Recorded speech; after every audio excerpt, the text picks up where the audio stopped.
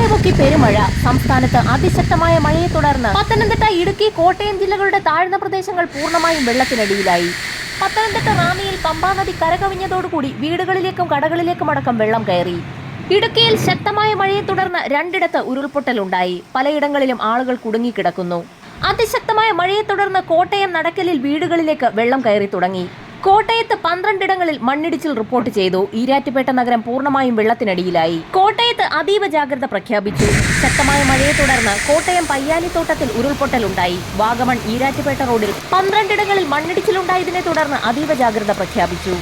മഴക്കെടുതിയെ തുടർന്ന് 2 മരണം റിപ്പോർട്ട് ചെയ്തു. ശക്തമായ കാറ്റിലും മഴയിലും പത്തനംതിട്ട ജില്ലയിൽ വ്യാപക നാശനഷ്ടം റിപ്പോർട്ട് ചെയ്തു. പമ്പാ നദി അപകടകരമായ രീതിയിൽ കരകവിഞ്ഞൊഴുകുന്ന സാഹചര്യത്തിൽ പത്തനംതിട്ട ജില്ലയിൽ കൂടുതൽ പ്രദേശങ്ങളിൽ വെള്ളം കയറാൻ സാധ്യതയുള്ളതിനാൽ പൊതുജനങ്ങൾ ജാഗ്രത പാലിക്കണമെന്ന് ജില്ലാ ഭരണകൂടം മുന്നറിയിപ്പ് നൽകി. വിവിധ പ്രദേശങ്ങളിൽ കൺട്രോൾ റൂമുകൾ തുറന്നു.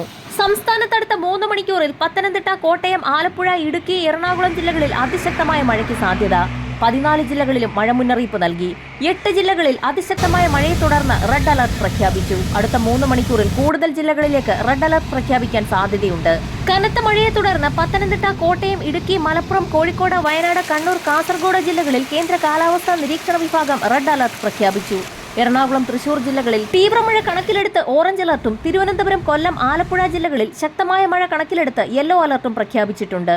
റെഡ് അലർട്ട് പ്രഖ്യാപിച്ച ജില്ലകളിൽ ഒറ്റപ്പെട്ട ഇടങ്ങളിൽ ശക്തമായ മഴയ്ക്കും മണിക്കൂറിൽ 50 മുതൽ 60 കിലോമീറ്റർ വരെ വേഗതയിൽ അതിശക്തമായ കാറ്റിനും സാധ്യതയുണ്ട്. തിരുവനന്തപുരം മുതൽ കാസർഗോഡ് വരെയുള്ള തീരദേശ മേഖലകളിൽ ഉയർന്ന തിരമാലകൾക്കും കടലാക്രമണത്തിനും സാധ്യതയുള്ളതിനാൽ പൊതുജനങ്ങളും മത്സ്യത്തൊഴിലാളികളും തീരദേശവാസികളും അതീവ ജാഗ്രത പാലിക്കണമെന്ന് ദേശീയ സമുദ്രസ്ഥിതി പഠന ഗവേഷണ കേന്ദ്രം മുന്നറിയിപ്പ് നൽകി. കടൽക്ഷോഭം രൂക്ഷമാകാൻ സാധ്യതയുള്ളതിനാൽ കേരള തീരത്ത് മത്സ്യബന്ധനത്തിന് വിലക്കേർപ്പെടുത്തി. വരും മണിക്കൂറുകളിലെ കാലാവസ്ഥാ മുന്നറിയിപ്പുകൾക്കായി ചാനൽ സബ്സ്ക്രൈബ് ചെയ്യാൻ മറക്കാതിരിക്കുക.